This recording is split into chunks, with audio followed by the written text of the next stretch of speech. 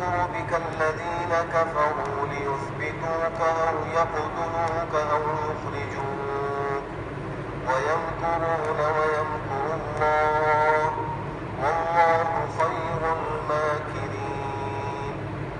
صدق الله مولانا العظيم وبلغنا رسوله النبي الكريم ونحن على ذلك من الشاهدين والشاكرين والحمد لله رب العالمين. بزرگان محترم اور برادران عزیز، نبوت کے 13ویں سال میں بیعت عقبہ ثانیہ ہوئی. مدینہ منورہ سے انصار کے لوگ آپ کی خدمت میں حاضر ہوئے اور ایک بہت بڑا قافلہ تھا. اس کے اندر 75 مسلمان تھے، 73 مرد اور 2 عورتیں. ان سب نے آ کر آپ کے ہاتھ پر بیعت کی اور آپ کی مدد و نصرت کا وعدہ کیا. جب یہ یہاں سے واپس چلے گئے تو سرکار دو عالم صلی اللہ علیہ وسلم نے مکہ مکرمہ میں رہنے والے صحابہ کرام رضی اللہ تعالیٰ عنہ اجمعین کو مدینہ منورہ ہجرت کی اجازت دی. اللہ سبحانہ و تعالیٰ نے سرکار دو عالم صلی اللہ علیہ وسلم کو جب وحی دینے کا ارادہ فرمایا تو اس کا آغاز بھی اچھے خوابوں سے ہوا. آپ کو شروع میں 6 ماہ تک بہت ہی اچھے خواب نظر آتے تھے اور پھر ان خوابوں کے بعد وحی الہی نازل ہوئی. اسی طرح جب اللہ سبحانہ و تعالیٰ نے سرکار دو عالم صلی اللہ علیہ وسلم کو مدینہ منورہ کی طرف ہجرت کا حکم فرمایا تو اس سے پہلے بھی آپ کو کچھ دن تک اچھے خوابوں کا سلسلہ جاری فرمایا اور آپ کو اچھے خواب دیے. اور روایات میں آتا ہے کہ اللہ سبحانہ و تعالیٰ نے آپ کو خواب میں یہ دکھایا تھا کہ آپ ایک نخلستان اور کھجوروں والی سرزمین میں ہجرت فرما کر جائیں گے، وہ آپ کا مہاجر ہوگا. اور بعض روایات میں یہ آتا ہے کہ اللہ سبحانہ و تعالیٰ نے 3 شہر آپ کے سامنے پیش فرمائے. اس میں ایک بحرین تھا، ایک یمامہ تھا اور ایک انس سدین تھا. اور بعض روایات میں یہ ہے کہ مدینہ منورہ، بحرین اور انس سدین. اور پھر خود اللہ سبحانہ و تعالیٰ نے مدینہ منورہ آپ کے لیے منتخب فرمایا جس کا قدیم نام یثرب ہے اور قرآن کریم میں بھی اس کو یثرب کے نام سے ملقب کیا گیا. تو آپ کے لیے ہجرت کی جگہ بھی اللہ نے خود متعین فرمائی اور پھر صحابہ کرام کو آپ نے ہجرت کی اجازت دے دی. سب سے پہلے حضرت ابو سلمہ بن عبد الاسد المخزومی رضی اللہ تعالی عنہ انہوں نے ہجرت فرمائی اور یہ اپنے بیوی اور بچوں کے ساتھ نکلے.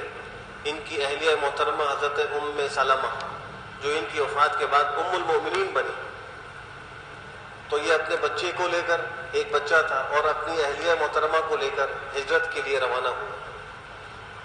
مشرکین مکہ اور جو قریش کے سردار تھے وہ نہیں چاہتے تھے کہ مسلمان ہم سے بچ کر یہاں سے نکلے، تو انہوں نے سخت پہرا لگایا ہوا تھا اور روک ٹوک ہوتی تھی. چنانچہ جب یہ نکلے تو حضرت ام سلمہ کے خاندان والے بھی آ گئے اور حضرت ابو سلمہ کے خاندان والے بھی آ گئے اور انہوں نے کہا کہ ہماری جو یہ بیٹی ہے یہ یہاں سے ہجرت کر کے باہر نہیں جائے گی، ہمارے پاس رہے گی. تو ام سلمہ کو ان کے خاندان کے لوگ پکڑ کے لے گئے. ابو سلمہ کے خاندان والے آئے اور کہا کہ یہ بچہ چونکہ ابو سلمہ کا ہے، یہ ہمارا حق ہے، بچہ وہ لے گئے. حضرت ابو سلمہ نے اکیلے تنہا ہجرت فرمائی. باپ بھی الگ ہو گیا، بیٹا بھی الگ اور ماں بھی الگ ہو گئی. حضرت ام سلمہ فرماتی ہیں کہ 1 سال ایسا گزرا کہ میں ہر روز صبح گھر سے باہر نکل کر وادی ابطح، جو وہاں ایک باہر وادی تھی، اس میں جا کر بیٹھ جاتی تھی اور شام تک اپنے شوہر کو یاد کر کے روتی رہتی تھی. گھر والے ان کو جانے کی اجازت نہیں دے رہے، بچے کو اور شوہر کو یاد کر کے روتی رہتی تھی. اور 1 سال اس طرح گزرا.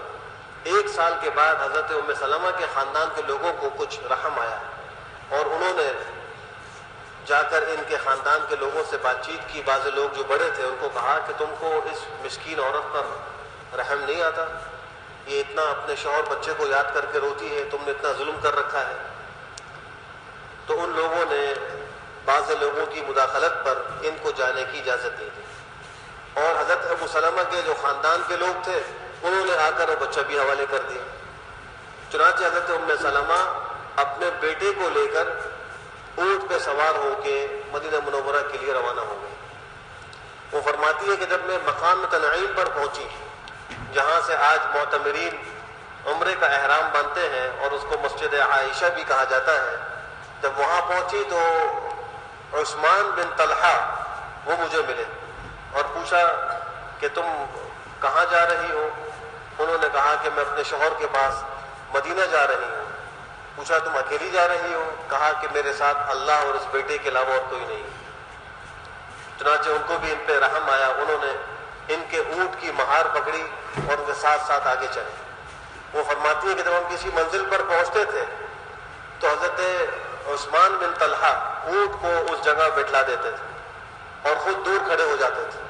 میں اونٹ سے اترتی تھی، اپنے بچے کو لیتی تھی تو پھر وہ اونٹ کو اٹھا کر کسی سائیدار درخت کے نیچے باندھ دیا کرتے تھے اور وہیں خود بیٹھ جایا کرتے. جب میں اپنی ضرورت سے فارغ ہو جاتی تو پھر وہ اونٹ کو لا کر میرے سامنے پھر بٹھا دیتے اور میں اس پہ سوار ہو جاتا. اس طریقے سے ہم سفر کرتے ہوئے مدینہ منورہ پہنچے.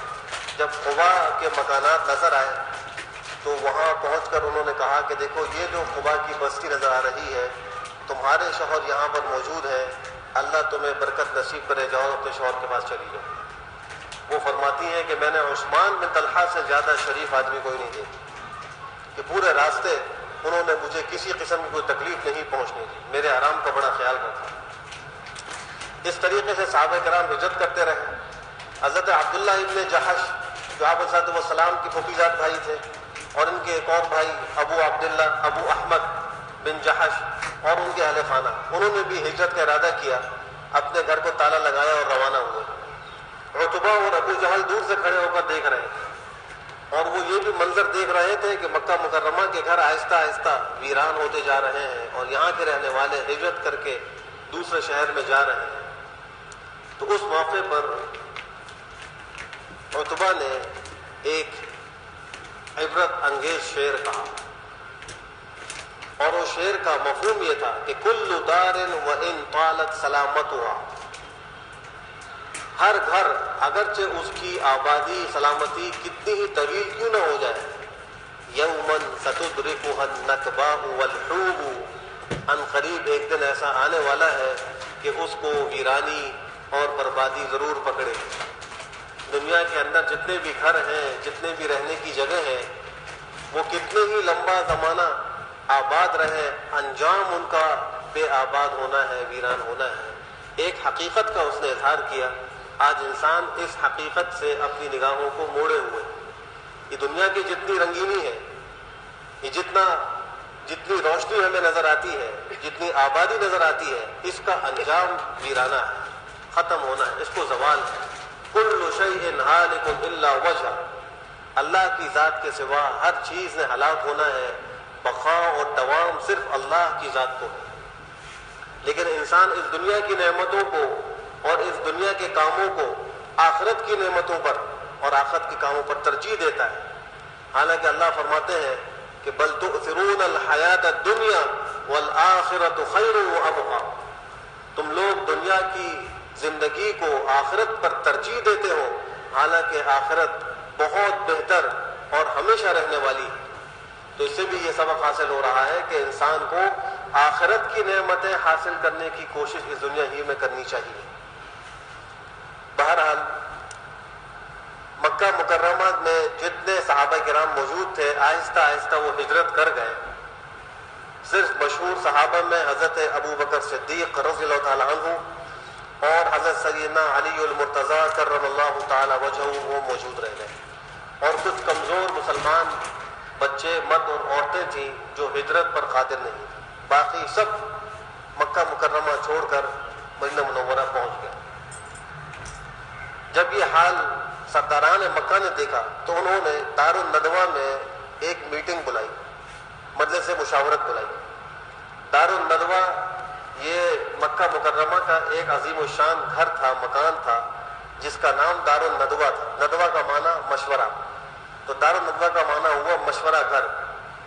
جناب نبی کریم صلی اللہ علیہ وسلم کے اجداد میں قصی بن کلاب نے دار الندوہ بنایا تھا، اور ان کے بعد پھر یہ بنو عبد الدار جو ایک قبیلہ تھا قریش کا، ان کو یہ ملا تھا، اور پھر بنو عبد الدار سے میراث میں یہ حکیم ابن حزام کو ملا، اور حکیم ابن حزام نے حضرت معاویہ رضی اللہ تعالیٰ عنہ کے زمانے میں اس کو 1,00,000 درہم کے عوض فروخت کیا۔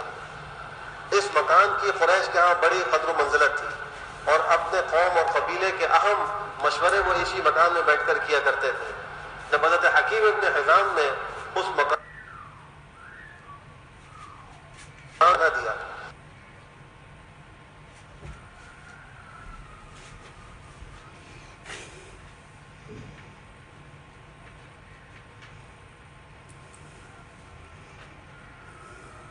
اور جتنے انسان ایک مقصود بنا کر کسی چیز کو حاصل کرنے کی تگ و دو کرتا ہے، وہ سب چیزیں ختم ہو گئیں، فنا ہو گئیں، صرف پرہیزگاری اور تقویٰ باقی رہا۔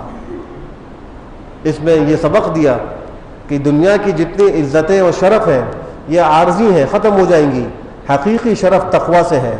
اور یہ قرآن کریم کی آیت کا بھی مفہوم ہے، ان اکرمکم عند اللہ اتقاکم، بے شک تم میں سب سے زیادہ عزت والا، سب سے زیادہ معزز و محترم وہ ہے جو تم میں سب سے زیادہ متقی ہو، پرہیزگار ہو۔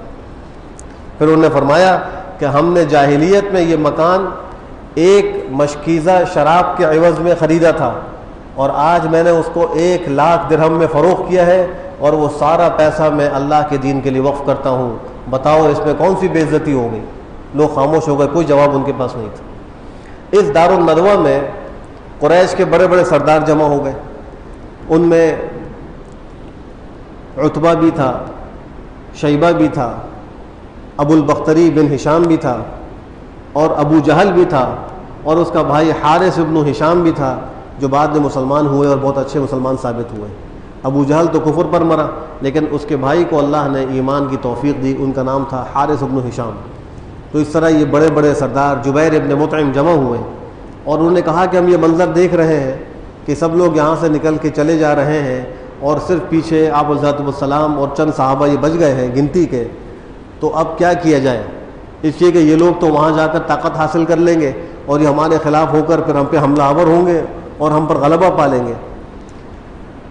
تو جب یہ مشورے کے لیے اندر آ رہے تھے تو ابلیس اور شیطان ایک نجد کے بوڑھے کی شکل میں دروازے پر آ کر کھڑا ہو گیا۔ تو ان لوگوں نے پوچھا، چونکہ وہ ان کے لیے اجنبی تھا، کہ اے شیخ نجدی آپ کون ہیں اور کہاں سے آئے ہیں؟ تو کہا کہ میں نجد کا ہوں، مجھے معلوم ہوا ہے کہ تم کوئی مشورہ کر رہے ہو کسی اہم کام میں، تو میں تمہاری مدد کے لیے حاضر ہوں، کوئی رائے ہوگی تو میں اچھی تمہیں پیش کر دوں گا۔ تو لوگوں نے اس کو بھی اپنے مشورے میں شریک کر لیا۔ اب ایک مشورہ یہ آیا کہ آپ صلی اللہ علیہ وسلم کو قید کر کر کسی کمرے میں، کوٹری میں بند کر دیا جائے۔ تو وہ ابلیس جو شیخ نجدی کی صورت میں تھا وہ فوراً زور سے چیخا اور کہا کہ خدا کی قسم یہ مشورہ ٹھیک نہیں ہے، اس لیے کہ اگر تم ان کو قید کر کے یہاں بند کر دو گے تو ان کے محبین و متبعین کو جب یہ بات معلوم ہوگی وہ تم پہ حملہ کریں گے اور ان کو چھڑا کے تم سے لے جائیں گے اور تم ناکام ہو جاؤ گے۔ پھر کسی نے یہ مشورہ دیا کہ ان کو مکہ مکرمہ سے جلا وطن کر دیا جائے، نکال دیا جائے۔ تو اس وقت بھی ابلیس نے فوراً کہا کہ یہ بھی بڑا غلط مشورہ ہے، اگر یہ یہاں سے نکل جائیں گے، تم جانتے ہو کہ ان کی زبان کتنی شیریں ہے، ان کی زبان میں کتنی تاثیر ہے، ان کا کلام کس طرح دلوں کو متاثر کرتا ہے اور لوگ اپنا دین چھوڑنے پر بھی راضی ہو جاتے ہیں۔ تو ان کو کبھی بھی یہاں سے باہر مت نکالو، ورنہ تو یہ وہاں جا کر اپنا حلقہ بڑھا لیں گے اور طاقت حاصل کر لیں گے۔ ابو جہل نے پھر تیسرا مشورہ دیا اور کہا کہ میری رائے یہ ہے کہ ہمارے جتنے قبائل ہیں ان قبائل میں سے ایک ایک جوان کو منتخب کیا جائے، اور پھر وہ سب جوان مل کر اکٹھے آپ صلی اللہ علیہ وسلم پر حملہ کریں اور آپ کو العیاذ باللہ شہید کر دیں۔ تو ابلیس فوراً بولا کہ ہاں یہ جو رائے ہے یہ سب سے صائب اور بہترین رائے ہے، اس پر عمل کیا جائے۔ چنانچہ یہ ان کا فیصلہ ہو گیا اور انہوں نے آپس میں اتفاق سے چند نوجوانوں کو اکٹھا کیا، ابو جہل بھی ان میں شامل تھا، اور جس مکان میں جناب نبی کریم صلی اللہ علیہ وسلم آرام فرما تھے، قیام پذیر تھے، اس کا انہوں نے رات کو گھیراؤ کر لیا۔ ادھر ایسا ہوا کہ جب انہوں نے مشورہ کیا آپ کے قتل کا، تو جبریل امین وحی ربانی لے کر جناب نبی کریم صلی اللہ علیہ وسلم کی خدمت میں حاضر ہو گئے اور وہ آیتیں آپ کو انہوں نے سنائی کہ وَإِذْ يَمْكُرُ بِكَ الَّذِينَ كَفَرُوا لِيُثْبِتُوكَ أَوْ يَقْتُلُوكَ أَوْ يُخْرِجُوكَ، جس وقت یہ لوگ تدبیریں کر رہے تھے آپ کے بارے میں کہ آپ کو قید کر کے رکھیں یا آپ کو قتل کر دیں یا آپ کو اپنے شہر سے نکال دیں، تو یہ مکر کر رہے تھے، تدبیریں کر رہے تھے۔ اللہ سب تدبیریں کرنے والوں میں سب سے بہتر تدبیر کرنے والا ہے۔ اس آیت کو اللہ نے نازل فرما دی اور پیغمبر کو اطلاع کر دی کہ یہ آپ کو یہاں سے نکالنے کا مشورہ کر رہے ہیں، اور پھر یہ بھی کہا کہ آپ اسی رات میں یہاں سے تشریف لے جائیں۔ چنانچہ آپ نے اپنے اس حجرے میں حضرت علی المرتضیٰ کو اپنے ساتھ اپنے بستر پر سلایا اور اپنی سبز رنگ کی چادر ان کو اڑائی، اور جتنی امانتیں آپ کے پاس تھیں، چونکہ آپ صادق و امین تھے، مشرکین مکہ باوجود ہے کہ آپ کے جانی دشمن تھے لیکن پھر بھی وہ آپ کو صادق و امین کہتے تھے اور اپنی امانتیں آپ کے پاس رکھواتے تھے، تو آپ نے وہ امانتیں سب حضرت علی کے حوالے کی کہ تم ان کو ان کے مالکان حقداروں تک پہنچا دینا۔ اور پھر اللہ کے حکم سے آپ نکلے۔ اللہ نے آپ کو یہ حکم بھی فرمایا تھا کہ نکلتے وقت ایک مٹھی مٹی لے کر اس پر یاسین شریف کی جو شروع کی آیات ہے فَغْشَيْنَاهُمْ فَهُمْ لَا يُبْصِرُونَ تک، یہ آیتیں پڑھ کر مٹھی پر پھونک کر ان کی طرف پھینک دیں۔ ابو جہل باہر کھڑا تھا اور وہ اپنے ساتھی نوجوانوں سے کہہ رہا تھا مذاق اڑاتے ہوئے کہ دیکھو یہ نبی جو اپنے آپ کو نبی کہتے ہیں، یہ یوں کہتے ہیں کہ میری بات مان لو، مجھ پر ایمان لے آؤ، ورنہ میرے متبعین تم پر حملہ کر کے تم کو مغلوب کر دیں گے اور مرنے کے بعد تم جہنم میں جلو گے، اور جو مجھ پر ایمان لائے گا وہ اس دنیا میں بھی چین و سکون سے رہے گا اور مرنے کے بعد جنت میں جائے گا۔ جب اس نے یہ بات کہی تو آپ باہر تشریف لائے، ایک مٹھی آپ نے ہاتھ میں لی اور وہ آیت پڑھ کر ان کی طرف پھینکی اور کہا کہ ہاں میں سچ کہتا ہوں، ایسے ہی ہوگا جو مجھ پر ایمان لے کر نہیں آئیں گے دنیا کے اندر بھی ذلیل و خوار ہوں گے اور مرنے کے بعد جہنم میں جلیں گے، اور اے ابو جہل تو بھی انہی میں ہے جو جہنم میں جلیں گے۔ یہ بھی کہا اور پھر آپ نکل گئے، اور ان کی آنکھوں میں اللہ نے ایسی بے نوری پیدا کی، ایسا اثر پیدا کیا کہ ان میں کوئی دیکھ نہیں سکا، اور آپ صاف ان سے بچ کر نکل گئے۔ کچھ دیر کے بعد یہاں ایک شخص آیا اور ان سے کہا تم یہاں کیوں کھڑے ہو؟ انہوں نے کہا ہم اس لیے کھڑے ہیں کہ جب اس کمرے سے آپ باہر نکلیں گے ہم آپ کو شہید کر دیں گے، ماریں گے۔ تو اس نے کہا کہ تم تو ذلیل و خوار ہو، تم پہ لعنت ہو، وہ تو یہاں سے بچ کے نکل گئے۔ اور جب صبح کے قریب انہوں نے دیکھا کہ باہر کوئی نہیں آیا تو خود اندر داخل ہوئے اور کھٹکھٹایا دروازہ۔ علماء نے لکھا ہے کہ رات بھر وہ بغیر اجازت کے گھر میں داخل نہیں ہوئے۔ مشرکین مکہ میں قسم قسم کی برائیاں تھیں، لیکن اس کے باوجود بھی وہ کسی ایسے گھر میں جہاں کوئی فیملی رہتی ہو بغیر اجازت کے داخل ہونے کو ناجائز سمجھا کرتے تھے، تو وہ بغیر اجازت کے داخل نہیں ہوئے۔ جب صبح کو اجازت سے انہوں نے دروازہ کھٹکھٹایا، اندر سے حضرت علی نکلے تو آپ کا پوچھا، انہوں نے کہا مجھے معلوم نہیں آپ کہاں ہیں۔ تو پھر انہوں نے آپ کی تلاش میں پھر لوگوں کو دوڑایا۔ یہاں آپ رات کو نکلے، سیدھے حضرت صدیق اکبر کے پاس ان کے مکان پر تشریف لے گئے۔ حضرت صدیق اکبر نے 2 اونٹنیاں خرید رکھی تھیں 800 درہم کی، ایک اونٹنی 400 درہم کی تھی۔ جب آپ پہنچے تو آپ نے فرمایا کہ مجھے جو ہے وہ ہجرت کا حکم ہو گیا ہے، اجازت مل گئی ہے۔ حضرت صدیق اکبر نے یہ عرض کیا کہ کیا میں بھی آپ کے ساتھ اس سفر میں ہو سکوں گا؟ آپ نے فرمایا کہ ہاں صدیق اکبر، اللہ نے مجھے یہی کہا ہے کہ میرے اس سفر ہجرت میں تم میرے ساتھ ہو۔ یہ صدیق اکبر کا مقام ہے کہ ان کو اس سفر ہجرت میں پیغمبر کا یار بنایا گیا اور ساتھی بنایا گیا۔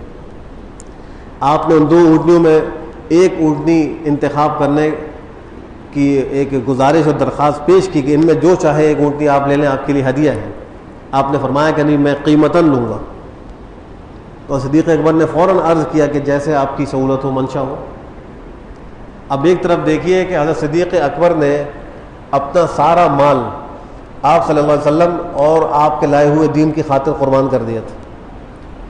دوسری طرف ایک اونٹنی کی جب باری آئی اور آپ نے اس پر یہ فرمایا کہ میں قیمتاً لوں گا، تو فوراً راضی ہو گئے۔ اور خود انہی کے بارے میں آپ نے یہ بھی فرمایا کہ دنیا میں جتنے لوگوں نے مجھ پر احسان کیا میں نے ان سب لوگوں کے احسان کا بدلہ چکا دیا، لیکن صدیق اکبر کے احسان کا بدلہ قیامت میں اللہ ہی ادا کریں گے، اللہ ہی چکائیں گے، ان کے احسان کا بدلہ میں ادا نہیں کر سکتا۔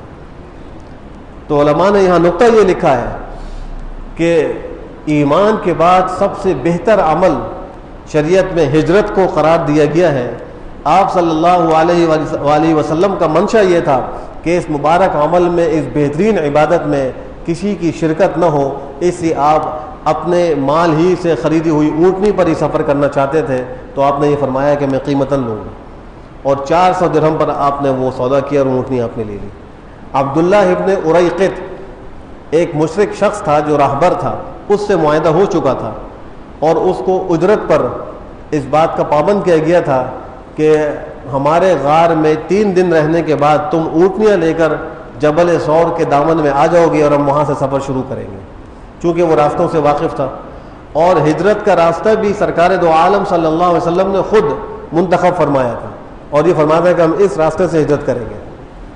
اور ادھر جب آپ تشریف لائے گھر کی طرف تو حضرت اسماء بنت ابی بکر جو صدیق اکبر کی صاحبزادی ہیں، انہوں نے اپنا دوپٹہ 2 حصوں میں پھاڑ کر ایک حصے سے اس توشہ دان کو باندھا جس میں آپ کے راستے میں کھانے کے لیے کوئی چیز موجود تھی، اور ایک ٹکڑے سے اس مشق کو باندھا جس میں پانی تھا، اور اسی عمل کی وجہ سے حضرت اسماء بنت ابی بکر کا لقب پڑ گیا ذات النطاقین، 2 پٹکوں والی، چونکہ انہیں 2 پٹکے باندھے تھے اور 2 کپڑے باندھے تھے، اور آپ کا جو راستے کا سامان ہے وہ تیار کیا تھا۔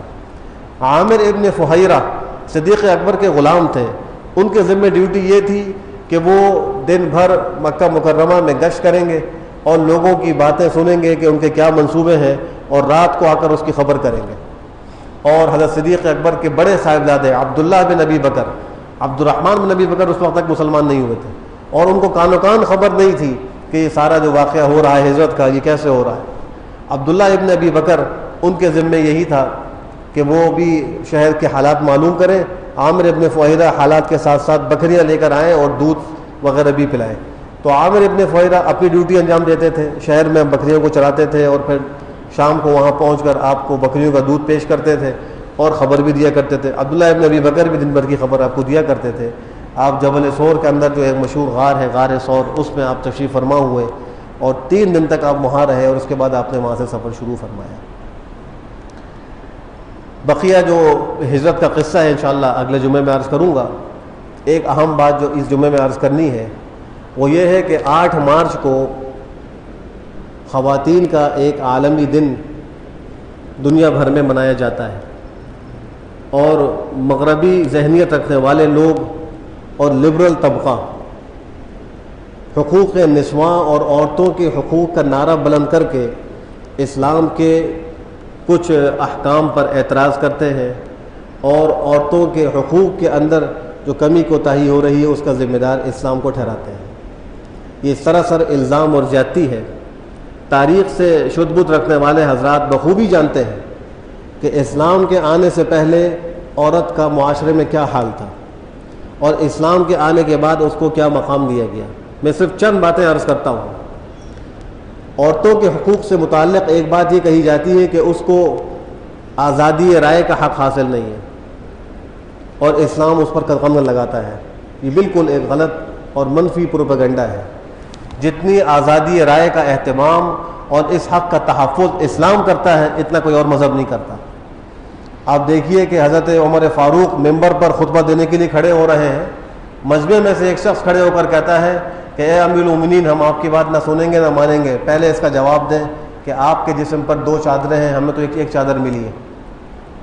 بیت المال سے جو چادریں تقسیم ہوئی ہیں ہمیں تو ایک ملی ہے، آپ کے جسم پر 2 ہیں، پہلے یہ بتلائیں کہ 2 کہاں سے آئیں، اس کا حساب دیں، پھر ہم آپ کی بات سنیں گے۔ آپ نے فوراً کہا کہ بھائی عبداللہ کدھر ہے؟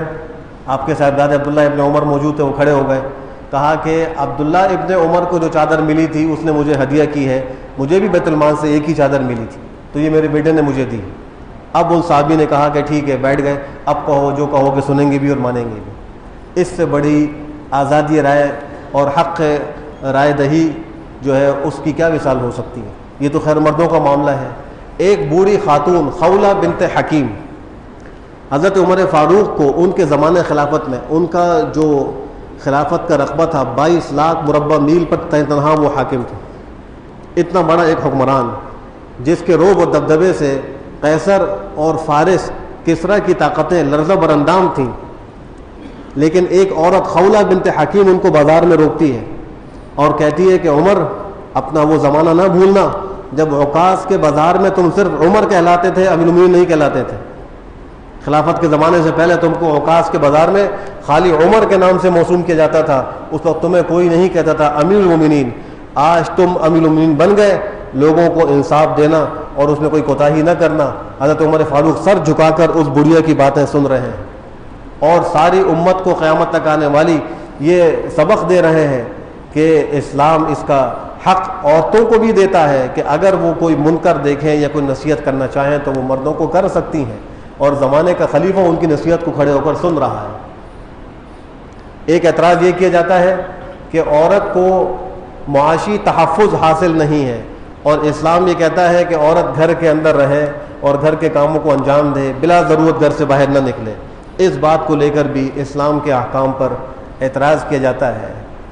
دیکھیے، عورت کی جو نیچرل ڈیوٹی ہے، جو فطری طور پر اللہ کی طرف سے اس کو دی گئی ہے، وہ یہ ہے کہ اس سے اولاد پیدا ہو، اولاد پیدا کرے اور اس بچے کی پرورش کرے، دیکھ بھال کرے اور گھر کے نظام کو وہ دیکھے. آج یورپ کے اندر عورتوں کے حقوق کے نعرے سے ان عورتوں کے ان حقوق میں مردوں کی کوئی شراکت نہیں ہوئی. ان ڈیوٹی میں کوئی ڈیوٹی آج مرد ادا نہیں کرتا. یہ ڈیوٹیاں آج بھی عورت کے ذمہ ہیں، لیکن اس کے بعد مزید یہ کہ اس کو کمانے کے لیے باہر مارکیٹوں میں نکال دیا گیا، اس کی ذمہ داریوں میں اضافہ کر دیا گیا، اور جو مرد کی ذمہ داری تھی وہ کچھ اس عورت کے اوپر ڈال دی گئی، اور اس کو عورتوں کی آزادی کا ایک خوشنما نعرہ اس کے اندر بند کر کے اور پیک کر کے باہر پیش کر دیا گیا. حالانکہ اسلام بھی کہتا ہے کہ مرد باہر جائے اور کمائے، اور کما کر لا کر ان عورتوں کے خرچوں کو پورا کرے، ان کو رہائش بھی دے، ان کو لباس بھی دے، ان کو کھانا بھی دے، اور بچوں کے حقوق کو بھی مرد ادا کرے. لیکن عورتوں کی آزادی کے نام پر یہ سب چیزیں اسلام کے خلاف معاشرے میں پھیلائی جا رہی ہیں. ہماری آپ کی اور سب کی ذمہ داری ہے کہ ہم اسلامی احکام اپنی زندگیوں میں زندہ کریں اور اسلام پر مضبوطی سے جمے رہیں، اور غیروں کے اس پروپیگنڈے اور گمراہ کن جو نظریات ہیں ان سے اپنی بھی، اپنے بچوں کی بھی، اپنے خواتین کی بھی حفاظت کریں. اللہ ہم سب کو بہتر عمل کی توفیق نصیب فرمائے. وآخر دعوانا الحمد للہ.